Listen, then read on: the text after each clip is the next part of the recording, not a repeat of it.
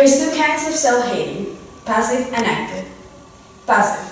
You may not see it at first, but you will feel it, with all its weight, light enough to make you disregard it, but heavy enough to make that inner voice go, uh-oh.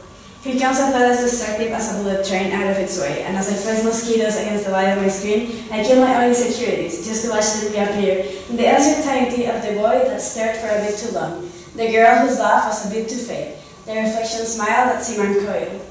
Suddenly, the outside world won't seem as blue, the dinner table not as cheerful, your bed a bit too comfortable, and your limbs too heavy to be moved.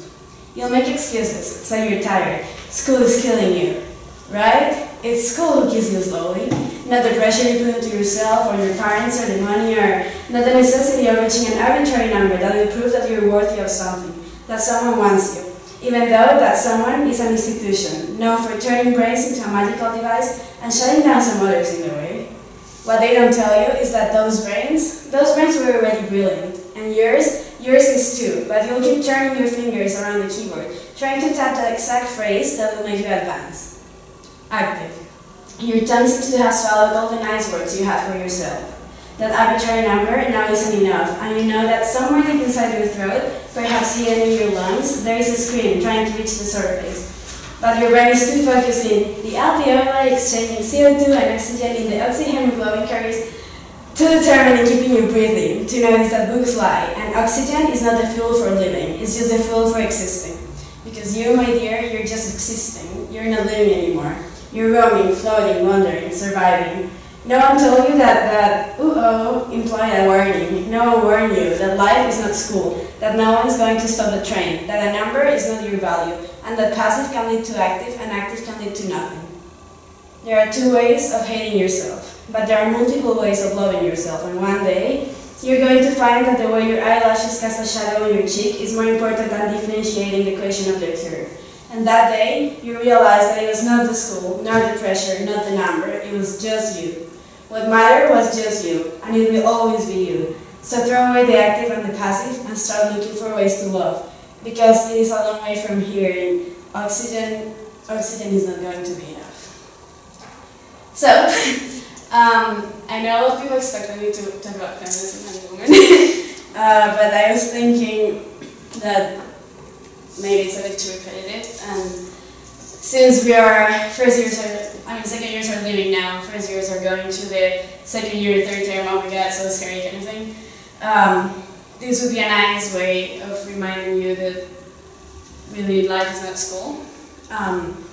And what I want to say is, if you look back, and when I look back to my 2 years here, I definitely don't remember as highlights the 7 I got in whatever subject, because I spent 2 nights studying. Yeah, I know I spent 2 weeks studying, but 2 nights studying. But I do remember that day where I just decided to go and do something that shouldn't be done, maybe, or just stay and watch my favorite movie the day before I had a test, just because I didn't have the energy to study for that test. So, please now, when you go to uni, when you go to your second year, bear in mind that you are not a number, and that what school values is just one type of intelligence, and there are millions of intelligence, and you might have one, you might not have the one that the school is requiring you to have, but you'll get through it somehow. You'll get through it. Getting into this university, or getting a 7, or getting whatever you measure for yourself is really not that important if you're not happy. And if you keep pressuring yourself, there's going to be a point where you just won't be able to do it anymore. And that point is when you're going to regret all of what you did. Once I read a phrase that really struck me, and it was, your mental health is just as important as your physical health. And you wouldn't be running 10K if you had a broken leg.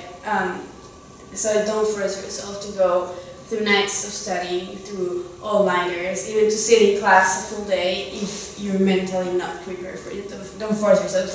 It's like running with a broken leg, you're just going to make it worse. So really guys, I'm begging you, enjoy your time here because it flies, and when you go to uni, just make the most out of it. And that doesn't mean you just say fuck it and go away and like don't do the AP diploma or something, because we all know you have the capacities of doing it, that's why you're here. But you don't have to push yourself to that extent in the academics. Unless you're happy doing it, and that's what my point is. Like, we all have a certain amount of work that we are able to do with a smile on our face. For example, bio, I can go hours on bio because I just love it, but I cannot stand you, and I always push it to the last time because I just can't. Like, it makes me really stressed. And that's okay, you don't have to be good at everything. And I knew that there was not going to be a lot of people attending now, and that's exactly why I want to say this. I feel it's extremely important to, if your friend is crying and you have a test the next day, just sit with your friend and like, go and like be with her in those moments. And if your classmates have something to say and they are willing to stand up here and say it like us, like we are doing now, I think more people should be here actually listening to it, like even if you have a GIA for the next day and you have whatever test. So yes, just